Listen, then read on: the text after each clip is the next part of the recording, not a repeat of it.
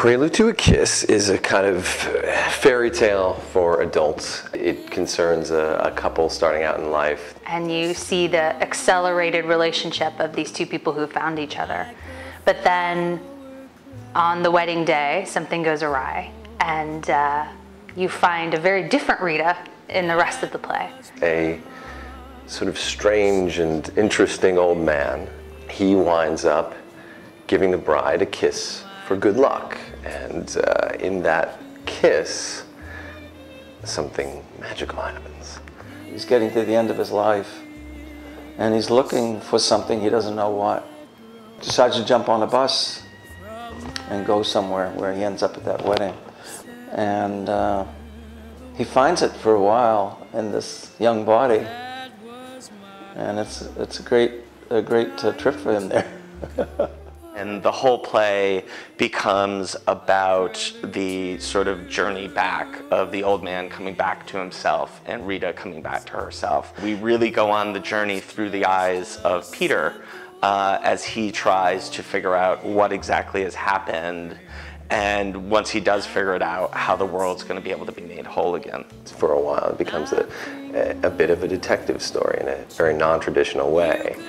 And so I guess what I love about the play is how real it is, but in another sense it has an almost mythological or fairy tale-like structure, and a really magical sense of movement and momentum.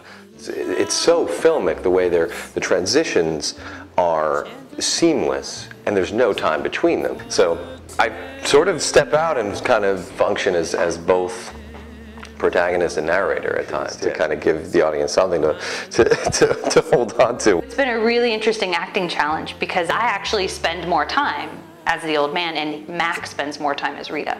The challenge is to embody her in some way, but without doing an imitation, without being too obvious about it, but to somehow get the essence of her in me.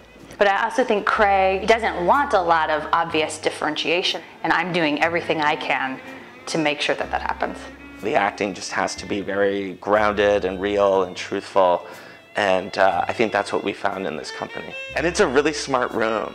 They're really able to go on this journey in a really sort of intelligent and emotionally evocative way. And there's a very good atmosphere, which is very important. Peter right away conveyed a wonderful trait of being very open and very congenial and everything. And he just brings a real warmth into the room, to everybody in the cast. And Prelude to a Kiss is, you know, one of those plays that I've always wanted to direct. I just find its lyricism, its sense of drama, its sense of momentum, just its incredible beauty and the size of its heart to be so appealing.